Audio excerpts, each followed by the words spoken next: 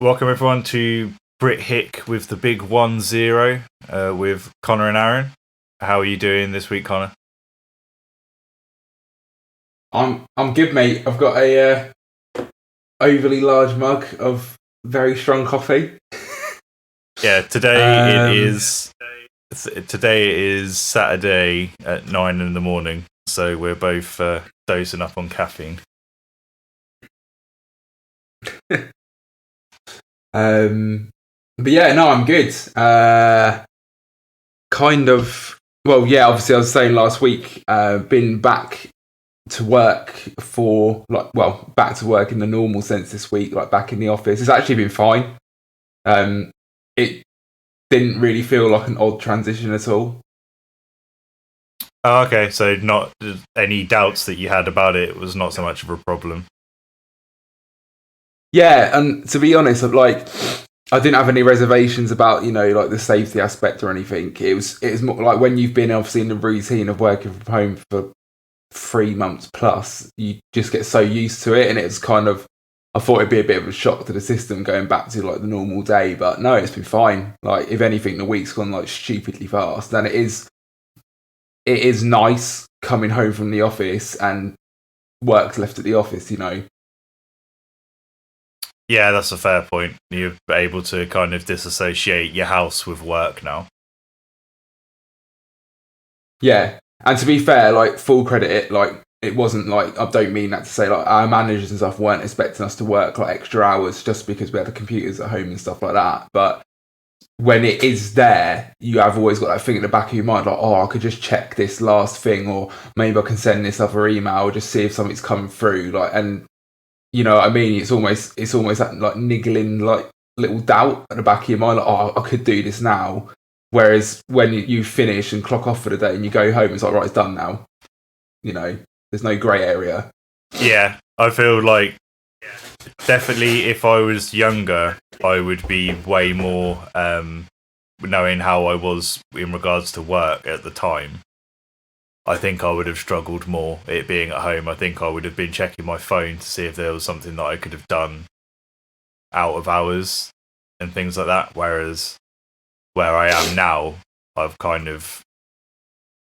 turn my computer off at the end of the day, and I'm kind of like, yeah, that's me mentally checking out of it, because I know that if I start going back to it, I'll just like end up going constantly back to it. So I have to make it I had to make a concerted effort at the beginning to make sure that I didn't do that. Yeah, big time. Like, I know a few of my colleagues and stuff, like, kind of, I'm not going to say struggled with that, but they were doing, like, more so the consultants and stuff, they were doing like loads of extra hours. They weren't stopping until like 9 at night and stuff, and it's like, you're just going to burn yourself out. Like, you need to let yourself have that time away. Yeah, I think that was the thing that I knew, was that if I was to start doing it in and out, I'd just burn out, because I've done it before, and it's just been like, if you know that you're going to end up burning yourself out, you know the warning signs, and it means that you can kind of sort yourself out from it.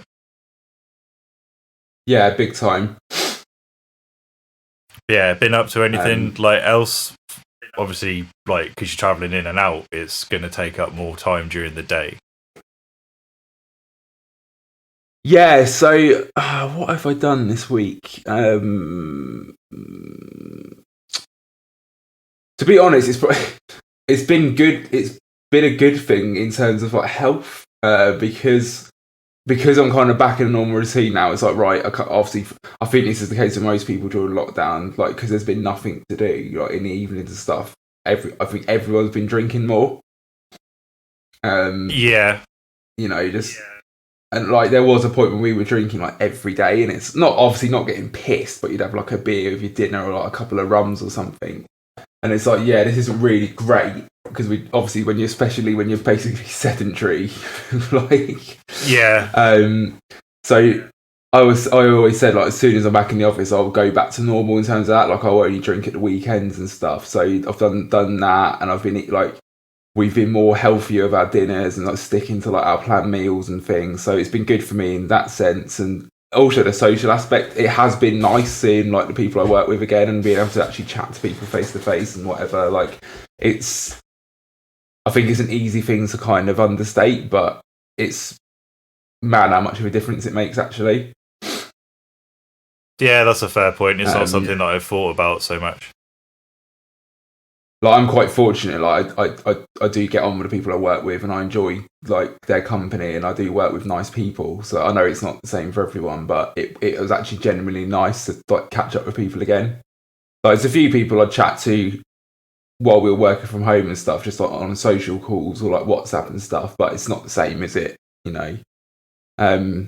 Yeah. But yeah, like obviously because it's the time traveling to and from work, I've not had as much like free time maybe, but I still feel like I've done what I would normally get done. Like I've still been doing musical stuff, like you know, nerdy shit. But I wired like a new pickup into my guitar the other night. I've been learning some more songs and stuff, and just like chilling out in the evenings and stuff, like. Sleeping a bit better now as well because I know I can't just get out of bed at 8 o'clock to sign onto my laptop at 8:30. You know. Yeah. So yeah, I was. It's probably not. It's been a productive week. It's probably not been the most exciting week, but I feel like I've done a lot. It's been more household stuff and what have you. To be honest, I do want to start. I keep saying to myself like I need to start doing it, but I do want to start running. So maybe I'll do that tomorrow morning. I'll get up early. Cause my alarm was actually set for 6 today, but I got out of bed about 7 because like, it is Saturday. So yeah, I mean, I actually got a proper pair of running shoes years ago. Like, I actually got like where you go to the shop and they analyze like your running gait and stuff and like mold the soles to your feet and shit like that. I actually got some made ages ago and I never properly. I think I did like a couple of runs. I was like, maybe not, but I need to make it. I need to make use of them. And I always said I wanted to get back into like good shape before I was 30, which is obviously in October. But then, obviously, all the gyms shut.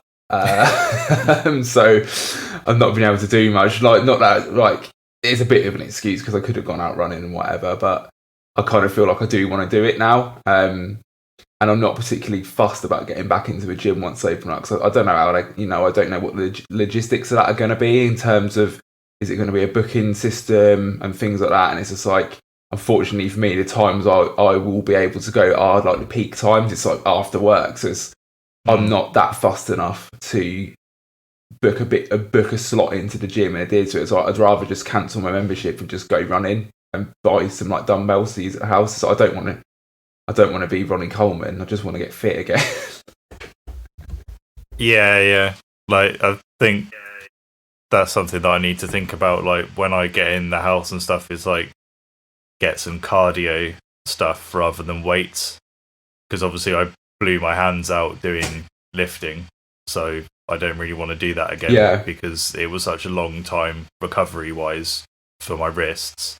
I don't want to risk doing that again. And it wasn't like, is that what caused it? I don't think it was the only thing, but the first one popped when I did a deadlift. The second one popped when I lifted a chair, so it's not like it was specifically to do with that. But if I can avoid them going again, I would rather that I can avoid them going again. But if I can, I'm thinking about getting something like an exercise bike or something, and like get a bicycle as well, and do stuff like that. Would probably help, because I think cardio more than strength training is something that would probably help me in the long run more. But yeah, that's not until I'm like moving stuff. But the mortgage stuff has actually moved finally to the next step. So good. I'm like moving in July has gone out the window. That's not going to happen. But I'm hoping for August now. Other than that, this week, I've got the electronics for those bases, so they're in the bases now. So I'm trying to sell them, and my iMac blew up, so I'm now on the 3rd rig of 3 weeks, which is interesting. So in the last 3 weeks, I've had the interface for the first rig that I was using has gone duff, and now my iMac has gone duff. So it lasted 10 years and then it went pop, which is very frustrating because to get a replacement is like too. It did have a good run, but I maxed it out, so it was like terabyte SSD and like 32 gig RAM, which is as much as you can physically put in it.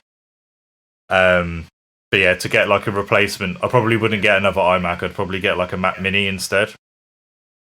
But to get a Mac Mini with what I would want, it's like $2,000.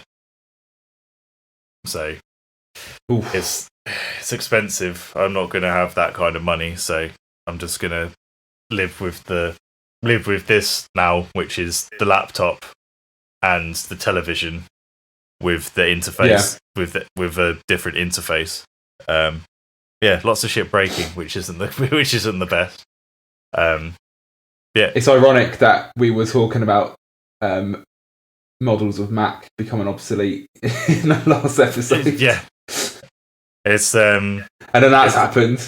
Yeah, the worst thing is as well is that like I bought that delay pedal, and I sent you the video of me playing that through that delay pedal, which was through the Mac. Yeah, I turned it off to like sort out the bass stuff. I turned it back on to test the basses, and it was just fucked. So no warning. It's just that the graphics card's gone in it, and to replace the graphics pedal was card, too hot to handle, mate. Yeah, and to replace the graphics card and everything is like it's 150 quid for the part second hand, so there's no guarantee that's going to work. And then I'll have to take the iMac apart again to try and fix it. And I'm just like, I can't. At this point, I think I'm just going to cut my losses.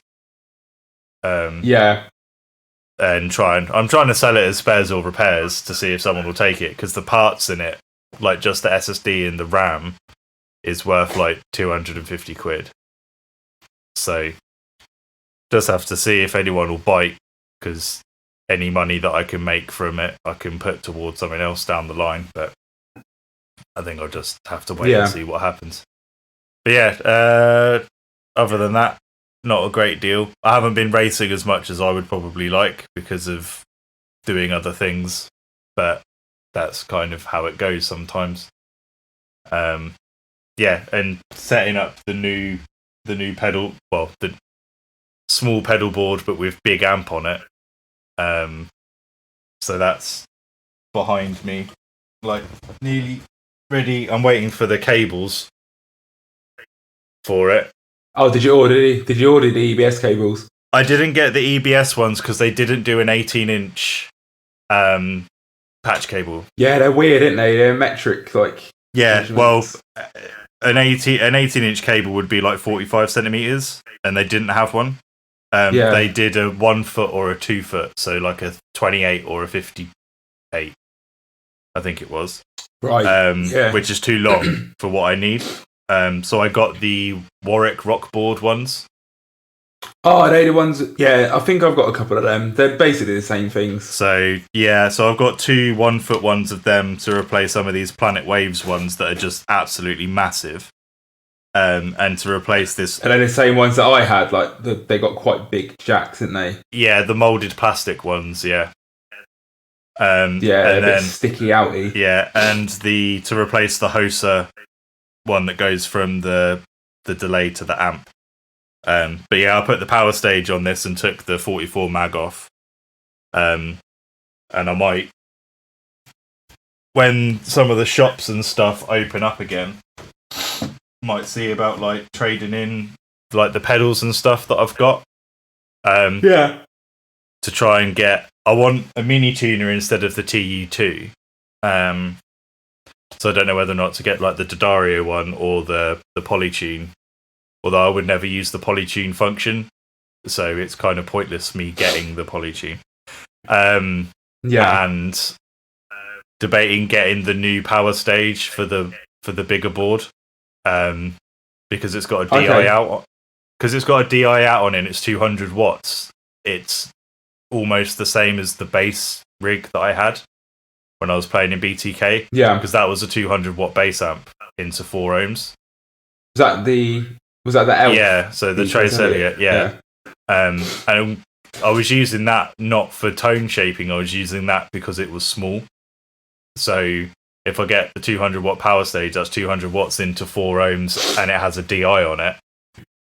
It kind of does 2 birds with 1 stone, because I already had a separate DI pedal on the board, so I can get rid of that pedal and then kind of shuffle everything over and have the slightly bigger power stage on the main board, because it's got like a presence control, and it's got a dedicated headphones out and stuff, which means that you can just use that board to practice with with headphones, because it's got a cab sim in the power stage that you can turn on, which goes through the headphones and the DI out, but obviously not the speaker out. Well, I don't think it goes through the speaker out. I'd have to double check, but I think it's still like it does one, but it doesn't go through the speaker out because it's meant to go to a cab. But yeah, like I mean, it's still expensive. I think it's 450 quid. So they ain't cheap. It's not, But then if I was looking at getting another 170 power stage, it's £100 less, but it doesn't have those features. So I might as well save up the extra 100 quid and go for it. But I'm going to wait.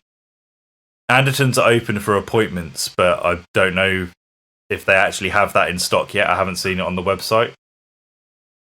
Yeah, I know guitars stores are open. Yeah, so I mean, Anderton's are open-ish, but you'd have to book in advance to go. Yeah.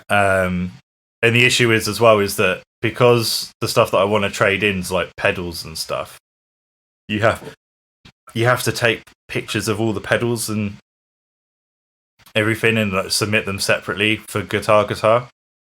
Like, I don't know what you had to do for Anderton's. Did you just give them a list of? I just turned up. Just turned up. Yeah. Yeah, I think with me as well, it wasn't like what did I trade in? It was like a couple of guitars. Yeah, I had a couple of guitars and an attenuator, and I think 3 or 4 pedals. Yeah. And I just turned up with it, and they just tested. We basically got there just after it opened. That time I went with Lewis, and they just tested everything out, and then what they gave me like the prices they could give me, providing everything was obviously working, and they just tested it all out, and it was all cushy. So like but yeah, it was pretty easy process.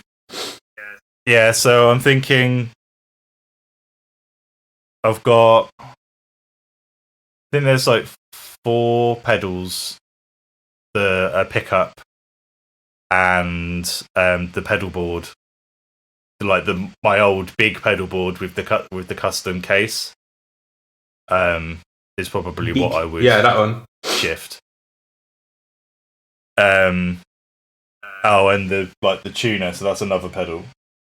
But yeah, like I need to wait and see like when I can go down and do it, because obviously it's a bit of a drive. What was it, like an hour and a half? Yeah, something like that. Let me know, because I'll go with you again. It's good crack. Yeah, like we'll see what they're saying in regards to like the social distancing and stuff, because the last time I checked it was like it has to be an appointment and there can only be one person. Fair play. And also if they don't have the Power Stage 200 in stock, it's like there's no point in me going, because that's what I want to buy. So yeah, I'll keep an eye on it and see what's happening. Yeah, I mean, hopefully within couple of months, things will start easing up a bit. Like it seems to be going that way, I guess. Like they're opening up more stuff, but I guess we'll see how everything pans out. Yeah. One thing I've done this week, actually, like musical based. I don't know if you've seen like that Scott's bass lessons. Yeah. So I'm doing like the 2-week trial at the moment of like the annual membership. Because just in general with instruments, I just want to get a bit better at stuff and get a bit more discipline, learn a lot more stuff. So with guitar, I've got loads of like instructional DVDs and whatever. It's funny, I've put them all out on the shelf now, so they're there, so I don't just ignore them, and I'll start actually going through them. And I've kind of arranged them in order of difficulties, and the very last one is John Petrucci Rock Discipline, because it's fucking ridiculous. Oh god. Yeah. And then I was like, oh yeah, I'd like to get better at bass as well, and actually like understand it more as an instrument and like the theory and whatever, and just swat up a bit. So yeah, I'm doing a trial thing at the moment, and then an annual membership, so it's like $170, whatever that works out to. But there's so much resources you get access to, like all the seminars like that they've done previously, they're all on file, and like there's loads of courses. There's so much on there that you can like you've got like full access to, and it looks like really worth it. So I've been going through that, and yeah, like it's something I've been saying for a while. It's like I do want to kind of crack on and actually learn a bit more on the instrument rather than just, you know, writing and noodling kind of thing. But I struggle to do it. Yeah. Reading through text and that. I've never been able to get my head around like theory and stuff, like reading it. Yeah. I get you. So yeah, I'll see how that goes, I guess. And kind of report back. This isn't a paid post, by the way, everyone. However, if Scott's Bass Lessons want to endorse us, then go for it. If you're listening, mate. But yeah, so something good to crack on with. And like, yeah, it's good because it's everything from like beginner to pro. Kind of, it's all tiered, you know. Like, I don't know, like I'm not a slouch on the guitar, so I'm not going to big my abilities up, but I would say like I can play bass, but I would say like I'm a beginner on the bass. I don't really understand it in the same way as guitar. Yeah, I can get that. But then a lot of people don't say that, if that makes sense. Like you get a lot of kind of like rock guitarists that are like, oh yeah, I can play bass. I can play guitar, I can play bass. It's like, well, it's not really the same. But no. Like if you just want to play some bass riffs and like play along to songs, that's cool. Like whatever, but like that's fair enough if that's all you want to do. Like crack on. But yeah, it's a fundamentally like different instrument. You know, there's so much to understand about it.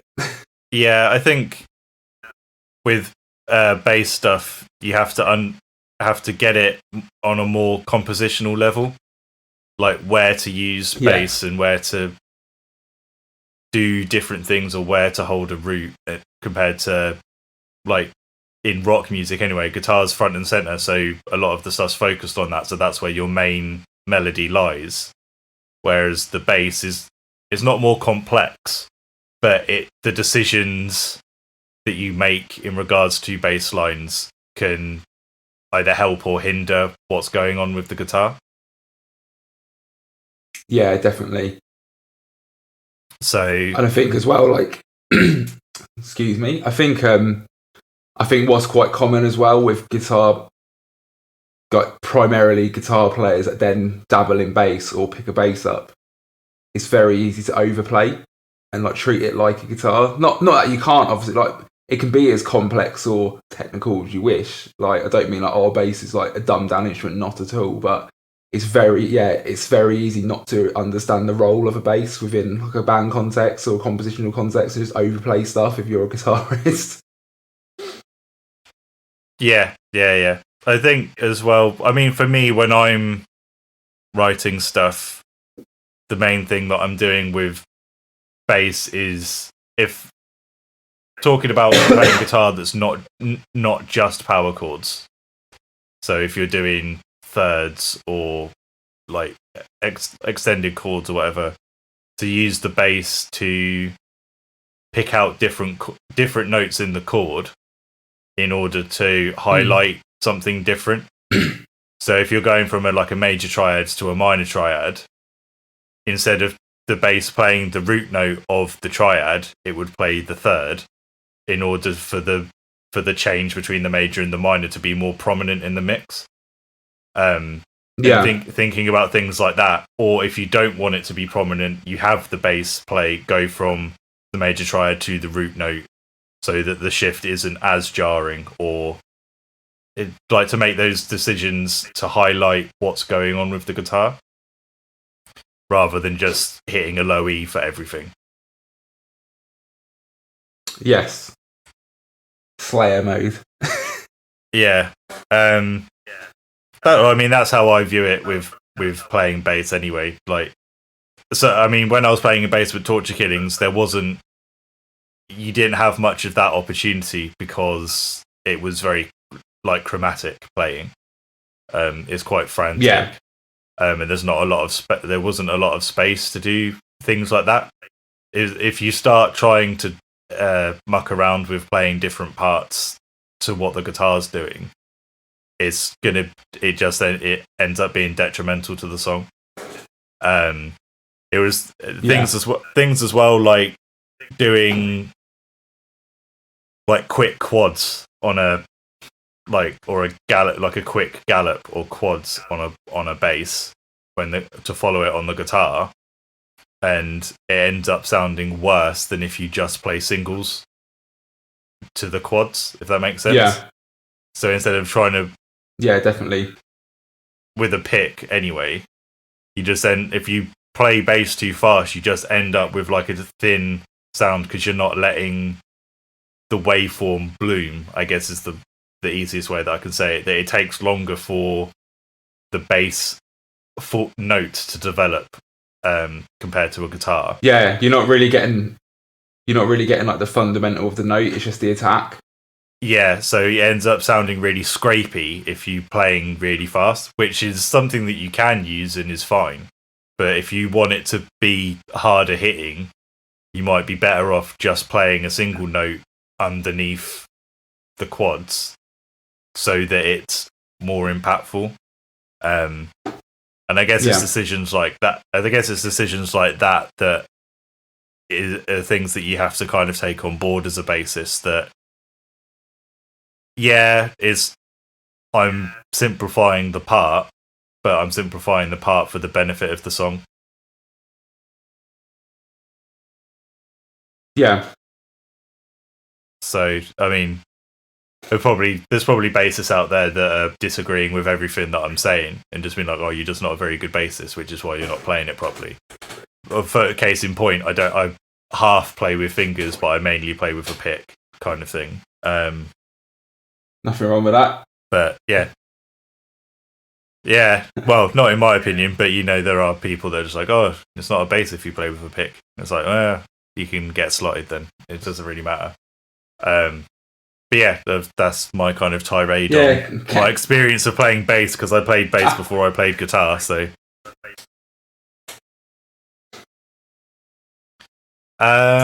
we were going to talk about Kerrang. However, I can only find that one Telegraph article that's behind a paywall. So I don't actually know what is going on with that, to be honest.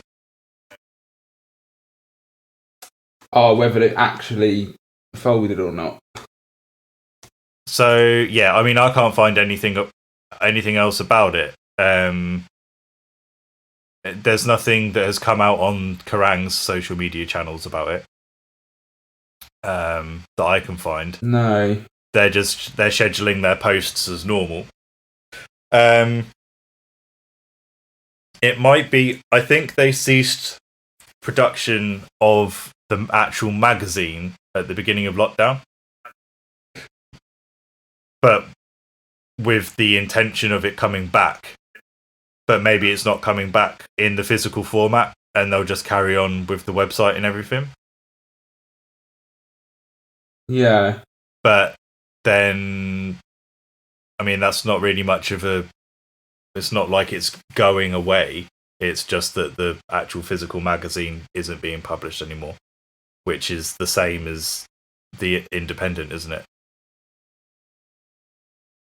Yeah, I mean, it's like we were saying before, and obviously just like, I think we've mentioned it when we were talking about like tabloids and clickbait articles online and stuff, because that's how you get your revenue now, because print media is dying, and we've spoken about it off of the podcast and stuff. Obviously, it's just general conversation, but yeah, print media obviously is, whether people like it or not, it is on the way out, and that is the way things will go. Just because that's the march of time, and it is relentless. And yeah, there's people consume most media digitally now, and there's other factors to it as well. I think, like, you look at the waste involved in mass printing a magazine, like, paper and everything like that.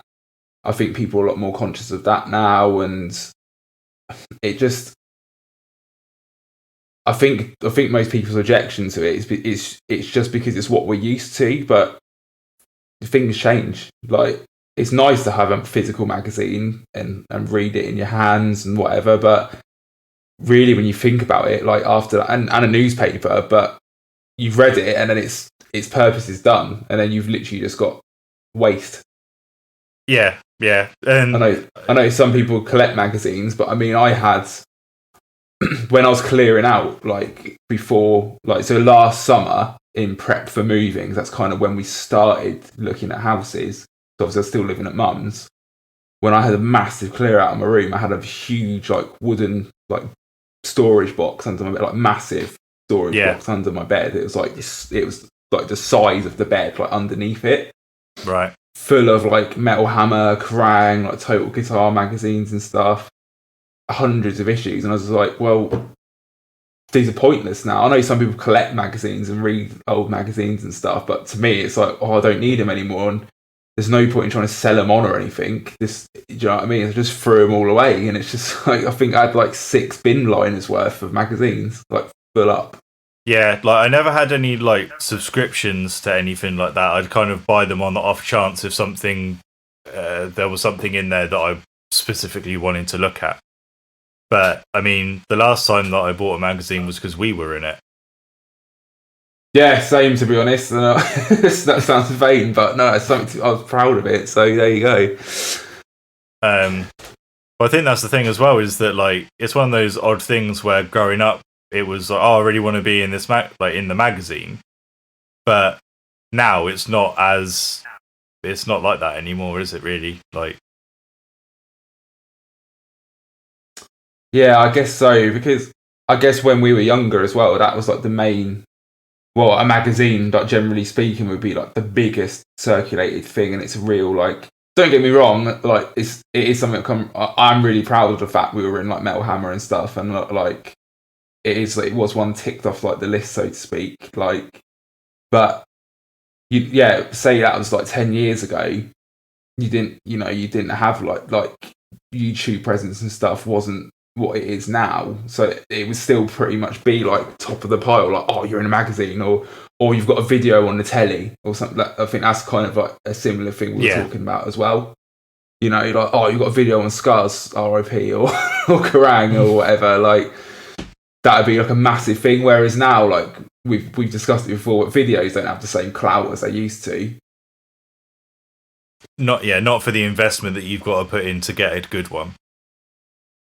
Yeah, 100%. And I mean, it used to be quite, when music television was probably, I wouldn't say at its peak, but when it was still a big force. So again, something we've discussed, like, mid 2000s, probably to like 2010 and a little after, like, especially when we were like watching it and stuff, it would be, if you would be like, it'd be like, oh, a band's got a new video out, you'd be like, oh, you would make a conscious effort to, like, try and see it. Whereas now it's like, oh, maybe I'll watch that later, or like, when I remember to look at it on YouTube or something, or I'll just catch a bit of it. It's not like a big thing anymore, like, which I guess, like, it's kind of symptomatic of the way media is consumed, and maybe because of that, videos aren't as much of an art form anymore. And I don't mean that in a detrimental way to videographers, but I mean maybe the creative ideas that go into it from bands and stuff, respectively, because they know it isn't as impactful as it used to be, and it probably isn't going to go as far or count for as much. It might subconsciously or consciously be things like, yeah, it's not as worthwhile like creating this big idea or this big concept video, because it's just kind of gonna be a drop in the ocean. It's quite difficult now because, I mean, a lot of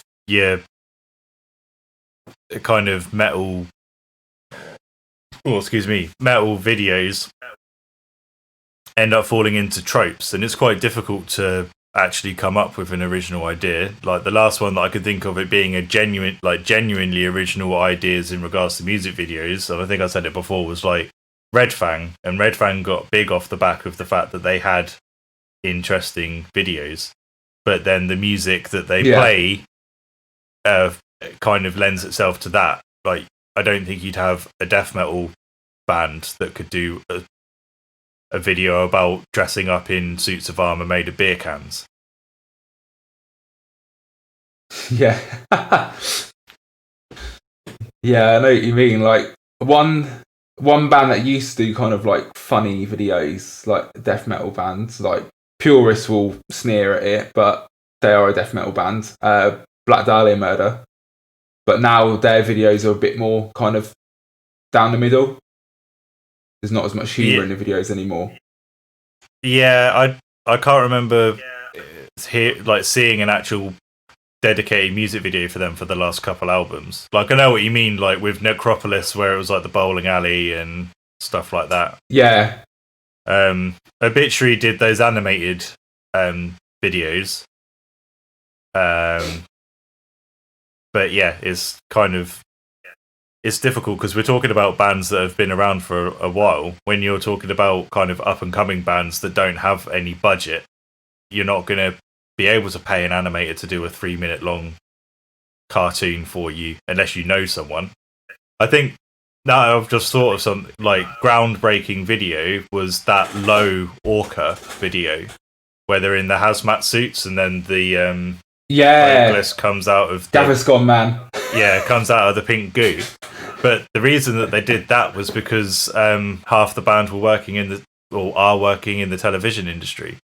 So they had the contacts I didn't know that. And called in favours to be able to do it. So they were doing it on a tight budget, but they were doing it because they had friends and they themselves were able to kind of help do parts of the video kind of thing. But yeah, they got a lot out of that for the budget that they put in. I think it was like, I don't know the specific numbers, I'm pulling one out of my ass. I think it was like 10,000 Australian, which is like £5,000. And for the quality of video that they got, it was mental. And that came out when they... Oh, it looks amazing. That came out, and I think they had like 1,800 likes on Facebook at the time. And it was just like... Yeah, I remember you showing me that video. And it was like, this is crazy for a band that is that size. Like, that's how I found out about them, was because I either came up on Suggested or there was an article that got shared by like Blabbermouth or Metal Injection or something like that. They were like, check out this video, it's crazy. And then obviously the music was good as well, which helped. So yeah, they did well with the resources that they had to make a video like that. But it needs to be something that is that different, I guess, for it to take hold. And it's difficult, not to say that if you don't have vision, but it's like very difficult to come up with something like that. That is a strong vision that is original. Definitely. And I think you've hit on two really key points there, actually. So it's having the vision, because not everyone has that, and that's not snarky. Like, it's being a creative musician and being creative musically, and then being creatively minded in terms of a video and stuff, of two very different things. And not everyone has that vision, and it's really easy to sit down and watch a video or a film and be like, oh, I could do that. But when push comes to shove, it's like, well, if everyone could do it, everyone would. And that's one thing. But also, like, budget as well. Like, to be blunt, like if you certain ideas you can't execute without the budget to go with it, because the idea might be fantastic, but it requires a certain level of execution to actually come across and look good. Yeah, like, because with all the best intentions in the world, if you don't get it across properly, if you don't understand lighting, if it's in a studio situation or it's recorded on low quality cameras, or if you've got acting and the acting's a bit stunted, or you yourself as a band aren't comfortable being in front of the camera, which is something as well that could be said, it's not going to be portrayed how you want it to be. Yeah, definitely. And I guess maybe that point of budget is a reason why why videos maybe aren't as creative, or maybe creative is the wrong word, but they're not the kind of force they used to be. Because obviously, like, it's no secret, like, the money going around in the music industry isn't what it used to be, especially when it turns in case of the money that's actually going to artists and at their disposal. And video, like those videos, like big videos and stuff, they aren't cheap to make. No, well, I mean, even the standard, like the one that we did, which we were lucky that we managed to hire somewhere to do it and all that kind of stuff. And like, fair enough, there were delays, but we were dealing with people that we knew. Yeah. And what was it? It was still like 500 quid ish. Yeah. I can't remember like the exact like total amount that it cost, but it's a lot of money, and we were going for the kind of the simplest video that we could do without it being just a live video. Yeah. So as soon as you start putting in extra stuff like, oh, we want to use more than one location, or we want to hire different lights, and we're going to hire backline because we want like lots of cabs or anything like anything like that. If it's a narrative, you need to pay actors if you're not doing it yourself. Yeah, and it skyrockets into thousands of pounds very quickly. Yeah, and you're just like, shit, where's all the money gone? And that's not even taking into account editing time or grading for the film or anything like that. It's just, yeah, it skyrockets quite quickly. Yeah, it's a lot. It's a big process. Like when you get into that, and it's pro level. Yeah, and it's for something that, what are you going to do with it? It's going to go on YouTube. But where else is it going to go? You're going to put it on Facebook and YouTube, and then you're going to spend however much money on promotion doing an ad campaign for it, so which is more money. And it's like, well, would you have got the same amount of views if it was just someone else that was way less money? Don't know. Like, it's a difficult one to quantify now.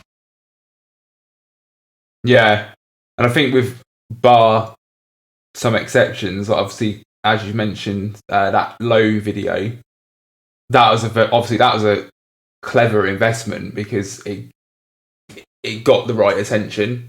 Yeah, and it's a very good idea. It's a very creative idea, and it looks brilliant. If it was just a bog standard video, it wouldn't have done that. But then, obviously, as a small band, well, in terms of like online presence, it's a big gamble because it might not have worked out like that. But obviously, it proved to be like a good investment, like having a video like that done. But it's that risk factor, isn't it? It's like, for us at that point, or even at this point, you'd be like, oh, do we pay 10 grand to get a video done? And it'd be resolutely no, we do not, because we don't have the money. It probably wouldn't do much for us. You know? It's like, do you pay... We had ideas. We had ideas for videos, but the when we sat down and looked at the budgetary requirements, even for a crew of like, what was it, like 2 or 3 actors in 2 or 3 locations, it just got like, it snowballed into several £1,000s, and it's like, it's not really worth it. We recorded the album on the budget that we would have spent on one video. Yeah. So it's not. And it's, I guess as well, when you stack those costs against each other, it's like what's more important or more worthwhile, like recording the album or doing a flash video? Yeah, it's difficult. I mean, if you've got the investors or the investment there, like a budget to be used, then you can make a film to that budget, which is one of the things that it's always, when I've been in contact with directors and videographers before, they say, well, what's your budget? And my response is, I don't know, because we're paying ourselves. Like, we haven't got a fixed budget. Yeah. So it's difficult when you're working to those kind of constraints, and us being people that are not well versed, me in particular, I guess, in regards to working with video, and that whole process. Like, in a professional standpoint, you're meant to go out to tender and like get competing quotes, and you get your breakdowns of the equipment required, and you kind of tot up all the costs and everything between the separate offers. But I don't have time to be doing something like that, like getting competing quotes for a video that isn't. It's going to get like a few thousand views unless you kind of push it along, or you get lucky and the algorithms are working in your favor. But that's like not really for music videos and stuff. It's not. They don't really go for stuff like that. But yeah, it's a difficult one to quantify these days with how tight budgets are for underground bands anyway. Yeah, definitely. And like, it seemed like, well, from examples I can kind of recall from the top of my head over the last maybe 5 to 10 years, I'd say, the only videos I can really recall that got a lot of attention and like made a kind of splash sorry, kind of had some element of shock factor to them for whatever reason. So I think we discussed it before, was the for God's sake, that cattle decapitation video, is it forced gender reassignment? Yeah. Obviously that was all over the internet because of the shock factor. And then on a different side of the coin, you had that oh Jesus, I'm just forgetting everyone's names this morning. Stray from the Path, that Goodnight Alt-Right video. Yeah. Because it's politics, everyone's like, oh, and it kicked off. Yeah. Like, personally, agree with the sentiment, think the song's whack. Like, it's just very, very basic, like, I don't like Nazis, and like, yeah, I fully agree with you, mate, but I think the execution was a bit shit. Stray from the Path, their first album was so good, and then everything just went to shit afterwards, and I was like, oh, what happened? But I mean, it's not for me to say, like, but that's just my opinion on it. Like, the first album was really, really good, and then after that, I kind of lost interest. Like, they're not a band I was particularly, like, I was aware of them, but I'd never really like dipped into them. And then, yeah, I think you and Lewis was telling me about the first album, and I listened to it. I was like, fucking hell, yeah, it's actually really good. It's like took me bloody block off, and then yeah, everything after that, it's not really for me. Like, I'm not going to sit here and go, oh, they're shit. They're not. They're obviously a good band. It's just not my cup of tea. Yeah. I think that's the way that their sound developed became not what I was looking for in music. So, but yeah, it's serving them. But not to stray from the path of the discussion. Oh, that was terrible. Look how pro we're getting with these segues. Episode 10. Yeah, so that's really the main kind of way videos seem to make a splash now. It's like controversy. Another one was that the Deicide one that came out a couple of years ago, when basically some religious zealot gets set on fire. It's pretty jokes. Like, it's really over the top, but I don't think I've seen that one. I can't. I'm gonna just pull it up and you can check it out after this. But it is mental. To be fair, it's like the only Deicide videos that I can think of is obviously Homage for Satan and Scars of the Crucifix, and Scars of the Crucifix one is such an awful video. Yeah, it is rubbish. Where is it? Oh, there'll be where like it's been banned or taken down or something. Defying the Sacred, that's the one. Was that last year? Was that on the album from last year? Yeah. Okay. The video is mad. So basically, it's like this. They're meant to be like a family of like religious zealots or something. Yeah. And they have this girl who's obviously been taken into their cult or like kidnapped or something. And they're taking her to this ceremony. We assume it's like baptism, but they're going to drown her, basically, or something like that, if I'm remembering correctly. Right. But she's basically got like demonic possession, and she slaughters them all with with these powers at the end. Like, one of them, like she makes them claw their own eyes out. One of them gets just combust. It's mental, actually. It's like, what do you want in a Deicide video? Here you go. But again, it's an example of like, you need a budget to do stuff like that. And obviously Deicide have been going for like 30 years nearly. Yeah. So they can do that. And it to be fair, it's a cool video. It's very much like, yes, I like death metal. This is great. But it was the shock factor again. It's like, what? It's not shocking coming from Deicide, but obviously like actually seeing it, it's like, bloody hell. Like, I haven't pulled any punches on that one. But that's why that video got a lot of notice. Yeah. If it was just Deicide playing in an industrial, like, I'd be like, oh, it's a new Deicide video, cool. Yeah. But that was like it's not recent, those Dare and Grey videos that they did like in the early 2000s. It was like 2000 to 2004 where they were doing like the shock videos. Yeah. So, like, Obscure and Saku. But it's difficult to find. I think there's like an uncut version of Obscure on YouTube, but it's difficult to find an uncut version of Saku because it's basically a kid murdering his parents, like in the video. Jeez. So yeah, it's difficult to find.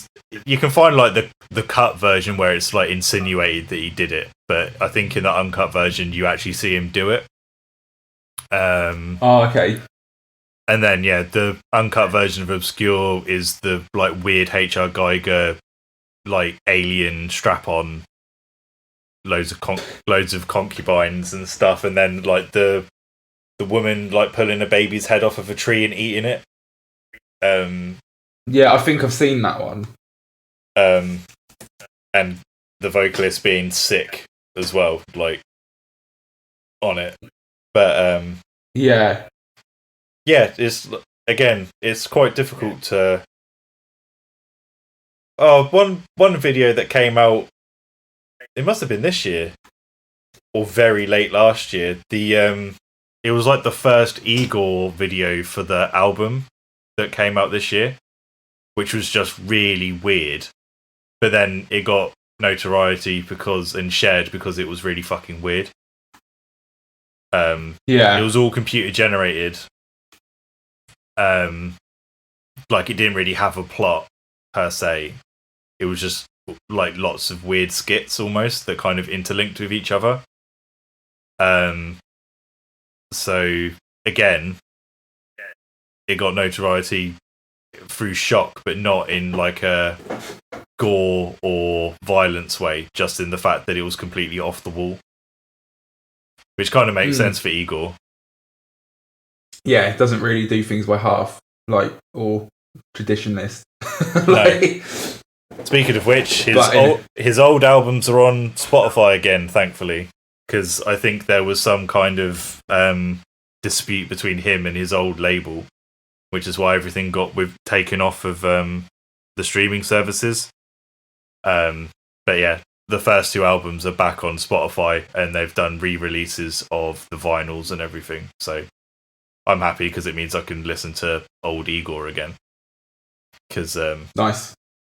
It's weird like listening to the progression now between the first album and where he is now. Because the first album was nearly all breakcore based.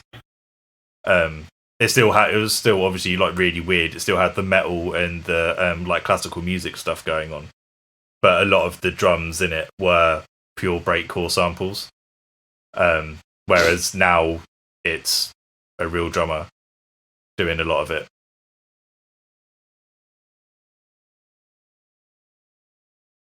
Trying to I was just trying to think then while you were talking about Igor. So you're talking about music videos and how relevant they are now as a medium and how creative or not they are. And I'm just sitting and I'm just wondering, is like obviously a lot of our examples we've spoken about have been like metal bands or genre of metal and stuff. And I'm just trying to think like if I can think of any examples from like pop or like rap now where if it's any different, but obviously the videos got massive budgets in those genres, like when it's major label stars and stuff. Yeah. But I wouldn't say like the narratives are very creative or like thought provoking. You know, they just look good. Yeah, like, and they fall into their own tropes, like, of stuff. And as well, I can't think of any like groundbreaking videos for other genres in like the last few years. Like you had all the Chris Cunningham stuff with like Aphex Twin, and he did the Bjork one where she was an android. Yeah, but that was a while ago. And I was trying to think of like, oh, what was the last pop video that you saw a lot of? And it's like, well, Wrecking Ball because it was a meme, and Bad Guy because it was a meme. Yeah. So it's like you see those because that someone's taking the piss out of it, not because you've seen the video being shared. You've seen basically someone overdubbing it with something else or something like that. Yeah. So it's a bit of a weird one, isn't it? Like with stuff like that. It's like most rap videos now, and not to say it's every artist, and I'm not an authority on rap music. I can enjoy it, but I'm not a scholar of it. And I'm talking about modern rap and whatever that falls under now. Like most of that is almost like a parody of itself with the videos, but it's not obviously a parody, and it's literally like look at all these material things I've got, which I'm going to show off in this 3-minute video. Look how big the car is. Look how many watches I've got on my wrist. Yeah, like, but that's kind of the way that a lot of that stuff has gone lyrically as well. Oh yeah, like a lot of modern. I'll say a lot because I can't say all, because there are still some gems and there's still some good artists, but a lot of it is just fucking rubbish, and it's too. And you speak to people who are fans of like hip hop and rap and stuff, and a lot of them hate it because it's just like base level. It's like they've taken like the elements of that genre that people who don't like it throw against it, and like, yeah, we'll just make music about that. Like, and it's just like when people go, oh, I hate rap music, it's all about this, and it's like, oh, fuck's sake, it's really hard to find modern examples to counteract that now. You know what I mean? Yeah. Like, and it's the whole mumble rap thing. It's like, oh, I don't want to sit here and say a genre of music isn't valid, because that's not true. And like, part of me respects how against the conventions and perceived like it has to be this to be pure hip hop. I kind of respect how against it is in a way. That's a bit punk rock in attitude, but in terms of like actual music and stuff, a lot of it is just like, oh, this is very beige, isn't it? And it's very like, it doesn't. It's like candy floss music. It doesn't really have any substance to it, you know. But the production's amazing and the beat making is great. Like in terms of a technical production point, wicked. But the actual rappers and stuff is like, what's happened here? Yeah, did like the mumble rap kind of stuff come out of trap and dirty south? Is that where like that stuff came from? I might be wrong, and someone could definitely tell me otherwise. Like, who knows more? But I think so. I think whether it was like a conscious thing from those artists on that, or if obviously people took that kind of sound and ran with it and developed it into that. Maybe more so, and then obviously the whole SoundCloud rap thing, which I think is a really interesting thing in of itself. To be honest, I think that's, there's elements of that to it and whatever. Again, I'm not an authority on it, and there's people that have a much better understanding of this than me. So please don't crucify me, anyone who's listening to this once it goes out. But that's my understanding of it. Like definitely the kind of style of beat and stuff, yeah, definitely. But in terms of the vocal delivery and the mumble rap style, I don't know if that's an amalgamation of like different things that have kind of been hodgepodge together.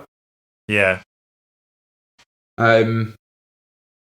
But yeah, I mean, it's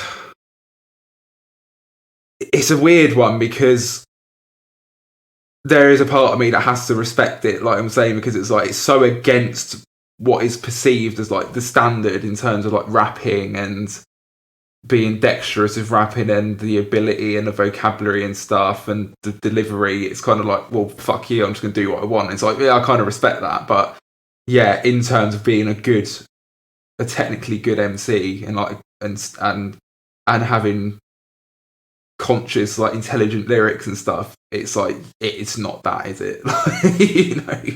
No. Like, and I guess it serves a lot of it is it's just fun music. I guess a lot of it is just it's ignorant. A lot of it, and I've got time for that. And there's, what I mean. There's time for that, and there's time for it's different flavors and stuff. But I do struggle with some of it to kind of, I don't know what the validity of it is, and I know that's a bit of a loaded sentence to come out with, but some of it is just like, this is because it's the thing that everyone's jumped on.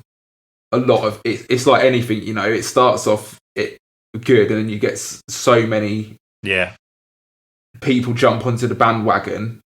By proxy, it just filters down to being shit. Yeah, I mean, the metal equivalent of that would be like the gent stuff that happened in like the late 2000s, early 2010s, because it was the people that were good at it. So your Tosin Abassis and your Mishas and stuff were doing it in their own home studios. Everyone's like, oh, well, that means I can do it in my home studio, because they're using plugins and stuff. So they just buy pods or plugins or whatever and just make complete dross, and then it just dilutes the good stuff that was coming out. And then obviously it then makes the validity of the subgenre as a whole less so. And then you get other bands that are trying to jump on it that weren't doing stuff before, and then the stuff starts kind of like infiltrating into other bands' stuff.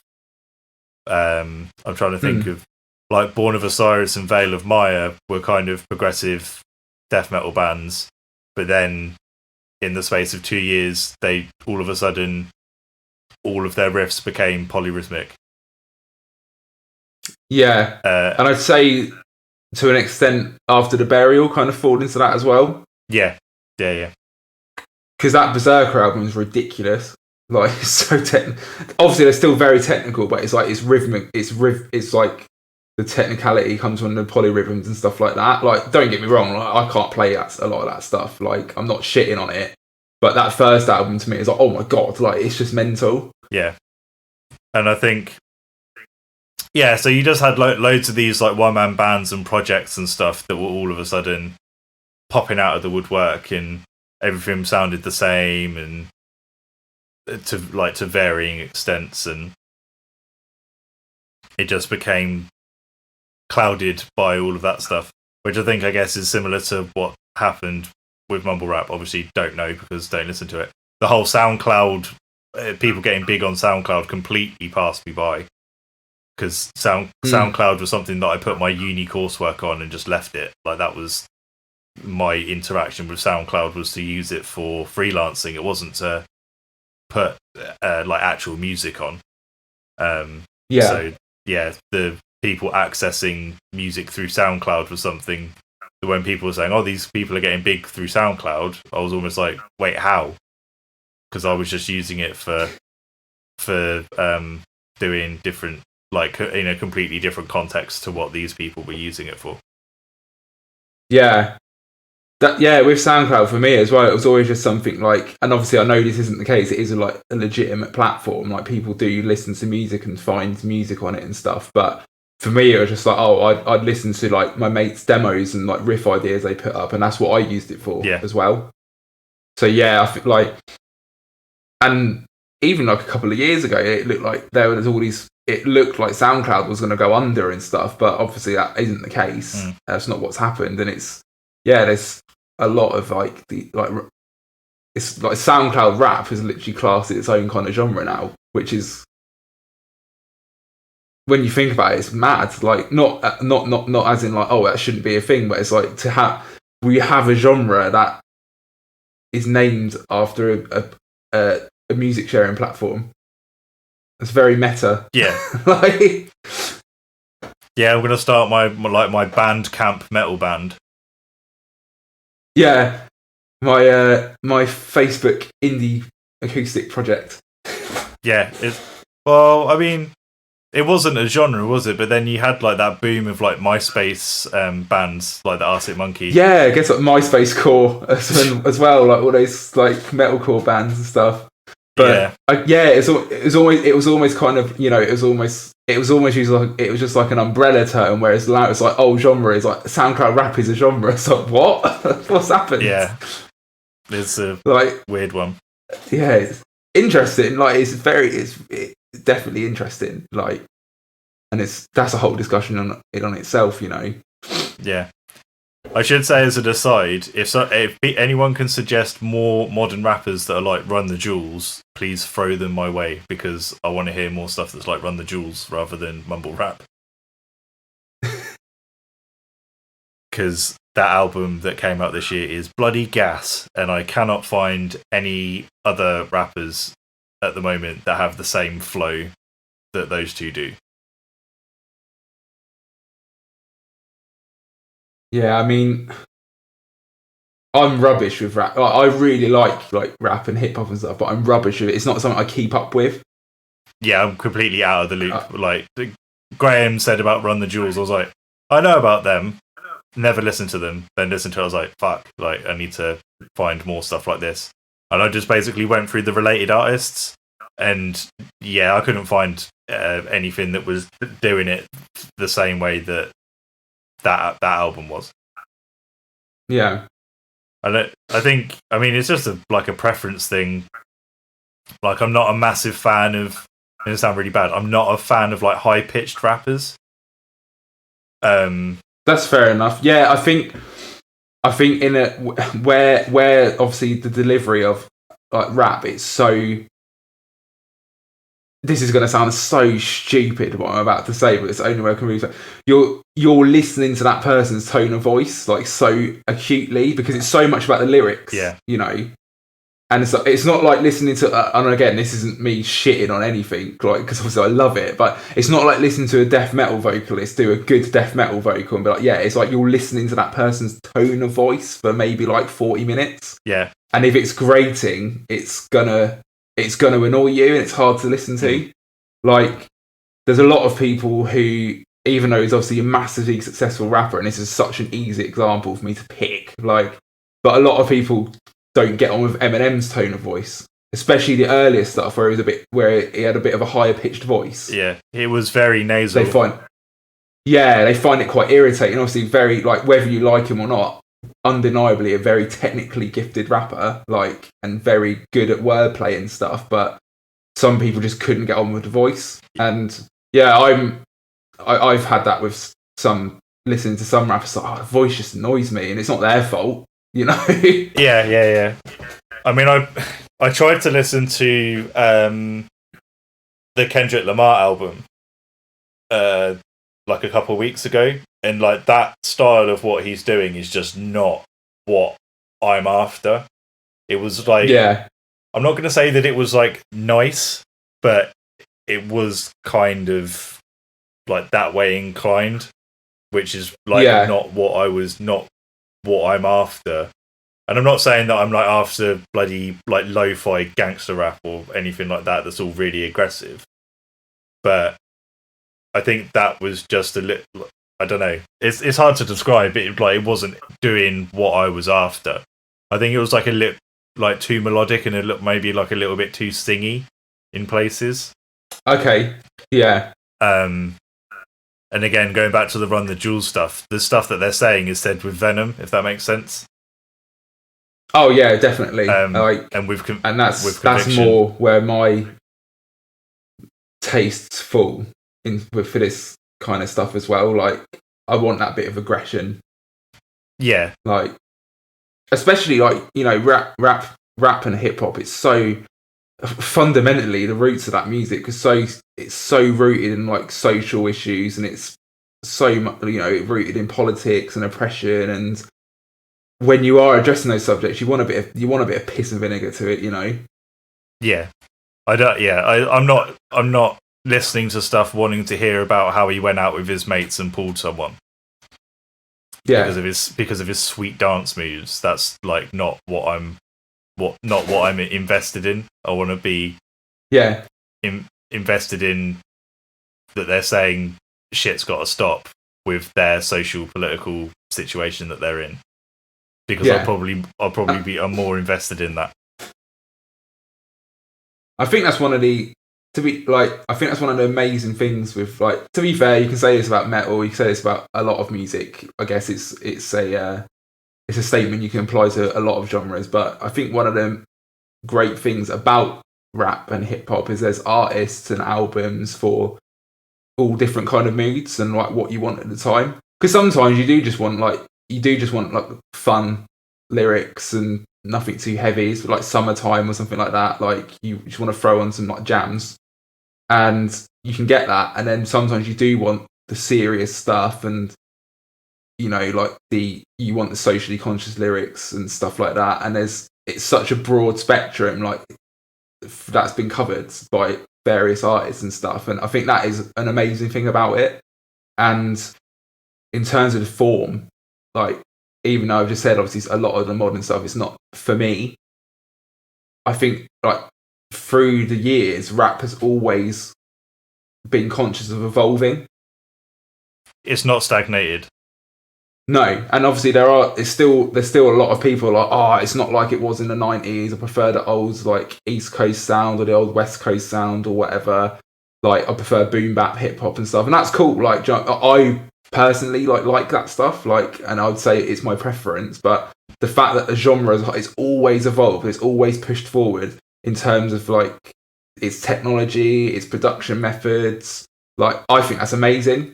And not to get into a whole other topic of discussion, but it's something we've discussed before about how rock and metal have kind of stagnated. I think you do well to take a lot of lessons looking at how rap has evolved and the creative decisions it takes and the way it markets itself as well. Again, this is like a big over thing, but that genre has always ran with the changes, I think, and it's led the way in a lot of ways that I don't think enough people give it credit for. Yeah, I'd say that. Like,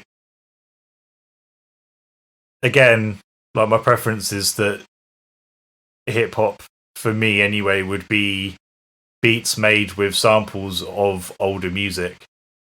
Obviously, that's not the case with a lot of stuff, but that's just my preference in the style. But the fact that they kind of, when technology advanced, they started making their own beats with like they were using like drum machines and stuff in like the bloody 80s anyway.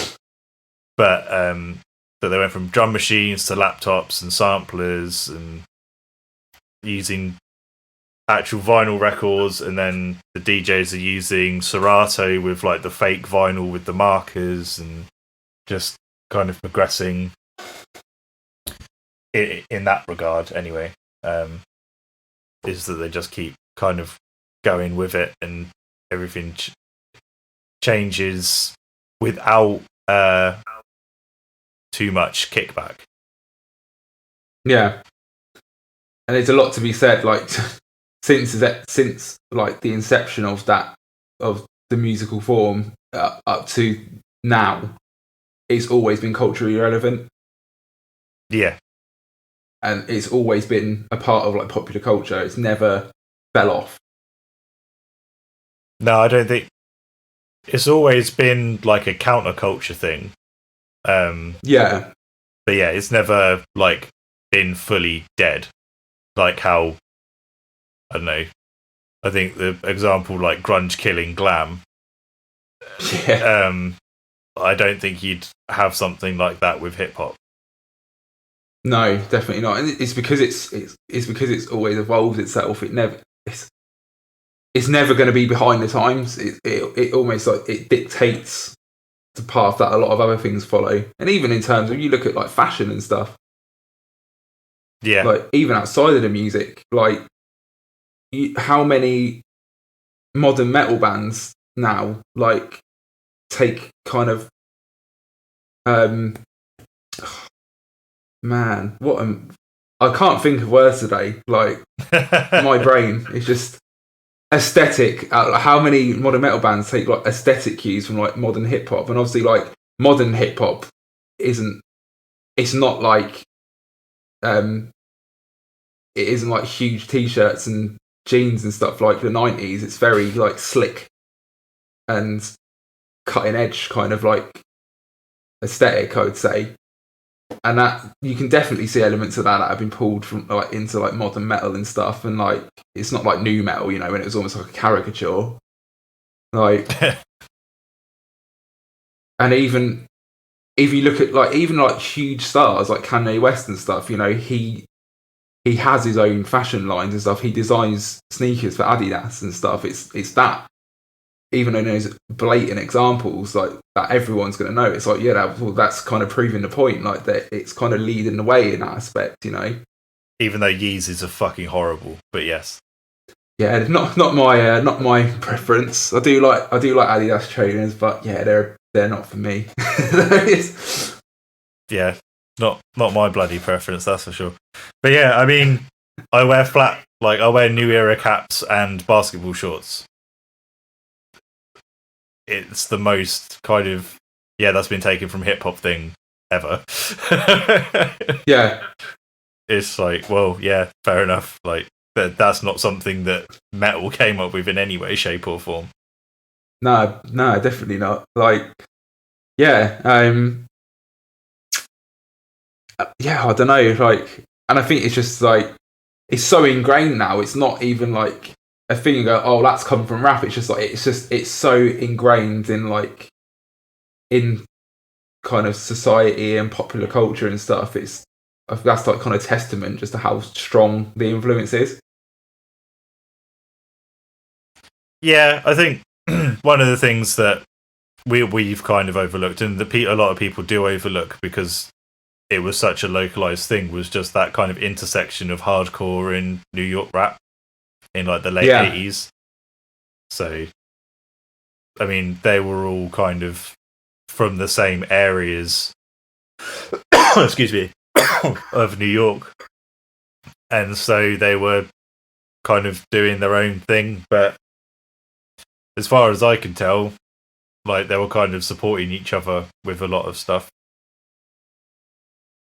But it's not something that you can easily research into beyond the kind of like, oh, these bands and these hip hop artists are from the same area.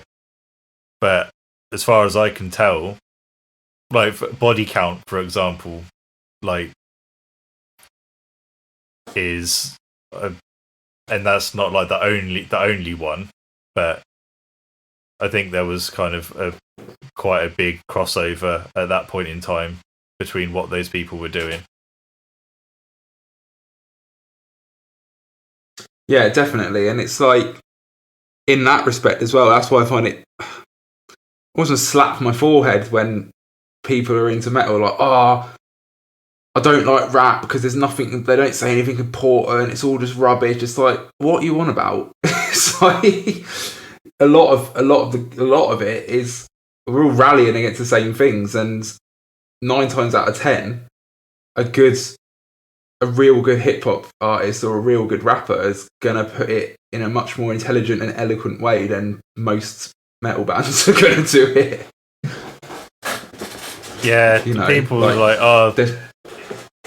people that say like, oh, rappers don't say anything important. It's like you're literally listening to Cannibal Corpse, the quintessential they're not saying anything important band. Like, what are you taking away from that? That's a lot of the times when people come out with that statement, it's kind of like all basically translation. That is, I've not done any independent listening. That's what it comes across as. The irony is that these are people that have probably had to deal with you listen to all that shouty stuff where you can't work out what they're saying, and it's like they've just regurgitated that, but towards another genre of music. Yeah, definitely, and they'd be so quick to be like, "Oh, rap's just about bitches and money," and they'd be the first people to kick off when you go, "Oh, definitely, metal's just about killing people and Satanism." Yeah, exactly. It's that. Well, level. It's not. Yeah. It's that. I guess that level. I guess what I'm trying to say is like don't talk shit on something you don't know about. Yeah. But I mean, we kind of chatted shit about mumble rap, but then at the same time, we have listened to it, and it's just not for us. Like it's not like we haven't listened to it. We have. It's just we don't like it. Yeah, exactly. And like I was saying, there's some merits to it, like, and there's some things I can definitely respect. It's just like, yeah, it's not my first choice, you know. And again, it's one of those things. I think we discussed it before. It's not music that's made for us at our age, you know. It's for young, and I don't mean that in a way that's dissing the music. Like it's for young people, and it's for them to listen to, and for their parents to go, "What the fuck is this?" That's what it is. Yeah, I think I'm not going to say we're the first people that kind of understand that when we get older, we're just not going to get things that go on. But it does seem to be a lot more obvious that as a group of people, when newer stuff does come out and we don't get it, it's like, well, yeah, we're not going to, because this stuff isn't marketed towards us. It's like, that's like me going to watch Cartoon Network and doing the same thing of like, they need to put, I don't know, something that I watched when I was growing up on, because that's what I watched, and that was obviously the best thing. It's like, well, the stuff that's on now isn't, I don't know, Adventures of Gumball isn't designed for a bloody late 20s, early 30s man. It's meant for a 8, 9 to 12-year-old child circa 2010 or whenever the thing started. It's like the same as Animaniacs was not designed for a 30-year-old in 1995. It was designed for a 10 to 12-year-old in 1995. Obviously, we have made points of like there are double entendres and stuff that kids aren't going to get that adults do, but that's almost done for the animator's own amusement. The one that comes to mind for Animaniacs is the fingerprints thing. Yeah. Like no kid is going to understand that joke. Like no, not at all. And if they do, it's like they're not. If they do pick that joke up, someone needs to be chatting to their parents. Like, what have you been saying? Yeah, exactly. And I think like I haven't watched like modern cartoons really. Like I said Gumball because it's something that like popped into my head. I know that there's a scene about like grindcore in Gumball, I think. I say I know and then followed by and I think. Which is something that's probably there for the parents of the kids that are watching it. There's not so much that's the thing that's not there so much for the kids. But yeah, I don't know. My point is that people going back and saying, "Oh, they need to make it like how it was when I was a kid." It's like, but it's not. It's not designed for you when you were a kid. It's designed for kids. Exactly. It's designed for kids that are kids now. Yeah, and it's like that with it's something we've discussed before as well with music and stuff. How music changes, like, oh, it's not the same as it was before. It's like, well, that's the point. Like, if you don't change, you just stagnate, I guess. And there's nothing. Don't get me wrong. Like, I think I speak for both of us. Like, in terms of like the kind of music we play and our preferences, we do prefer like old school stuff and whatever. But equally, someone who prefers like modern metal and stuff, it doesn't mean that's invalid. It's just not my preference, you know. Yeah, I think, and yeah, I mean, my favourite artists are people that just throw shit at a wall and see what sticks. But at the same time, they're pulling from a multitude of genres that are 30 years plus old. So, yeah, although they themselves are being innovative because they're throwing stuff together, it's not like innovation in the sake of that they're making something completely new. Although, I mean, I guess that's down to an opinion thing more than anything else. So, I always find like the punk rock police the funniest one. It's like, oh, this isn't punk because it doesn't adhere to these rules of what punk's meant to be. It's like, isn't that a massive irony what you just said? Yeah, I mean, I always consider like the black metal stuff to be like the Norwegian punk. Like, okay, so clarity, second wave black metal. So not, and I'm talking about specifically about the Norwegian stuff, not Venom, not Hellhammer, not Bathory, because obviously none of those are from Norway. But the reason that the bands were doing the stuff that they did was because they were kids and they were rebelling against the kind of everything's really nice and Christian mentality of Norway, where a lot of people were secretly depressed due to loneliness, but it was kind of hidden. And they were rebelling against that, and they were rebelling against what their target was the church, whereas punk's target was government. But kind of for the same reasons, and people were a similar age. They were in their late teens, early 20s. So I don't know. I mean, that's my opinion on it. So it's funny when you hear people saying about black metal. It's like, oh, you're not adhering to the rules of black metal. These bands aren't cult anymore or whatever. And it's like, no one ever said that there was like specific things rules about this. Like maybe some people in some bands did, but they were saying it because that was what their band was about, and they were trying to make themselves like appear better. And it's like, I am not going to listen to a band that releases an album that's been recorded on a fucking 4-track. Like, it's going to sound crap. Like, I don't care. People are like, oh yeah, but it needs to sound necro. It's like, if it sounds necro, it sounds shit, and like I can't be bothered to listen to it because it's like tropes, like we were saying earlier with videos. It's just tropes, isn't it? Now, yeah, you fall into a pastiche of what it actually was about. And for me, like I have that problem with production anyway because of doing production stuff. Of if there's something that's really frustrating with the production, I'll dismiss the album because I won't be able to listen to it because of certain aspects of it. So I'm trying to think of like ones in particular. The first Emperor album I have trouble with because it's really harsh. I didn't have it so much with the Mayhem stuff, like the bootlegs and everything like that. Obviously they're bootlegs, so no dice with those. The first Dimmy Borg ear album's a struggle.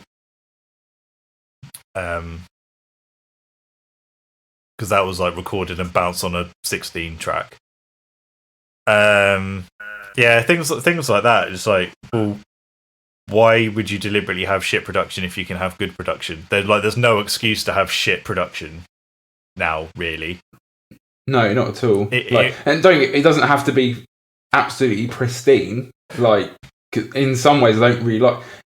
Again, not knocking it because obviously he's a talented producer and he's got his own niche, but he doesn't need to sound like Joey Sturgis. But I'd like to be able to hear the instruments. Yeah, I'm not wanting bloody absolute pristine, clean, ridiculous tone. It's more of a case of I'd like to be able to hear what's going on rather than a wall of noise, and not in a good Devin Townsend way. Yeah, it's a wash of just a wash. Yeah, it just sounds like white noise. Yeah, it's But I mean, Burzum for me is the prime example of. I think the only album that I find like even slightly tolerable is Bellis, and that's the first one he did after he came out of prison. Like everything else, I'm just like I can't. The production's so bad, I can't like deal with it.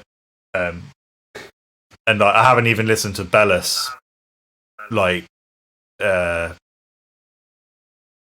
like in the last 5-6 years. Like I listened to it, and I was like, this is tolerable. And then I listened to the one afterwards, and I was like, not so much. But it was like a one and done type of thing. I'm just going to check the door quickly because I think I've got a delivery coming. All right, no worries. I'll just be a moment. Sorry about that. Did you miss your package? No, Aston's had one that come this morning. I thought it was that, but mine's still on its way. Oh, right, fair enough. I've just thought of something that completely contradicts my statement with the fact that I like Dart Throne and their production is crap. Lads, though, isn't they? So. Yeah, I think it might be just their production's crap, but you can still hear what's going on. Yeah, it's not unlistenable. Like they do well out of their recording in a hut that they do. Yeah, I guess when I listen to their stuff, I think of it as more like an early 80s production rather than it being that full blown throw a tape machine down a well thing. Yeah. I think that was the door just then for you, Connor. Oh, that's cool. Aston's downstairs. I can hear it on your mic. It's mad, isn't it? It picks everything up. It's just like cables and stuff. Oh, right, okay. Like strings. My wimpy 9 gauges. To be fair, I was going to ask when lockdowns eased up a bit, I want to get the Fernandez and the telly reset up to E in 9s, if I can give those to you. Yeah, I'll give it a go. I mean, they're all blocked off. Yeah, are they, I know the telly is the Fernandez a bolt on as well? Yes. I say that like it matters, like I haven't done my Les Paul and like done the truss rod and that, but yeah, no, that's cool, man. I think I'll be able to do that without too much problem. Yeah, like the telly doesn't have a trem and the Fernandez trem's blocked off, so yeah, and it's not like fucking Floyd Rose or something like that. So I wouldn't subject that to my worst enemy. To be fair, like I've done a few in I, so it wouldn't be too bad. But yeah, no, I'll be able to do that for you. I think. Like, I mean, I managed to do my bass, which I thought I'd really struggle with. Like, set it all up and intonated it and done the action and everything. So yeah, give it a go, see what happens. like one of them, couple of dun-duns. Yeah. I guess we should just wrap up, really.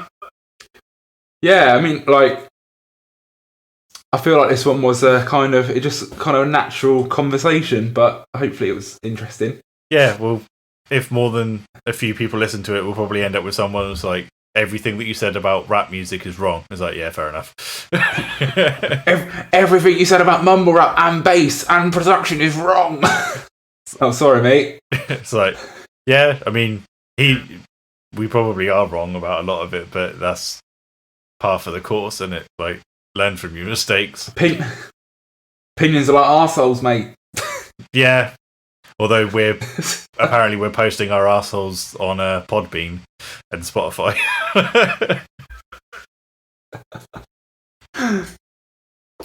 Amazing. It's like an audio OnlyFans. Possibly OnlyFans, but it's me resetting Aaron's telly to take 9-gauge strings. I'm sure someone will watch it. Someone will watch it, fucking everything. True. Okay, cool. That'll be it for this week. We're on all of the social media crap as the BritHick. Give us a like and a follow. Share the podcast with folks that you think will enjoy it. Share it with people that you think won't enjoy it for the hell of it. And we will see you next week if my laptop doesn't blow up, because this is my last device. Oh God, don't say it. This is my last device. If anything in this rig goes, that's me done. So hopefully nothing will break. Just to preface that, if it does happen, it's been a good run, everyone. We got to 10. Yeah. Oh, double digits and done. That's it. We got through a ceiling leak and a power cut. Oh, we think that was the dishwasher. We've replaced the dishwasher as of today. Oh. So we think it was the dishwasher that was causing the power cuts. So bloody water. Yeah. So hopefully we're all right now. But yeah, but awesome. Thank you very much, guys. We'll see you next week. Nice one. Thanks, everyone.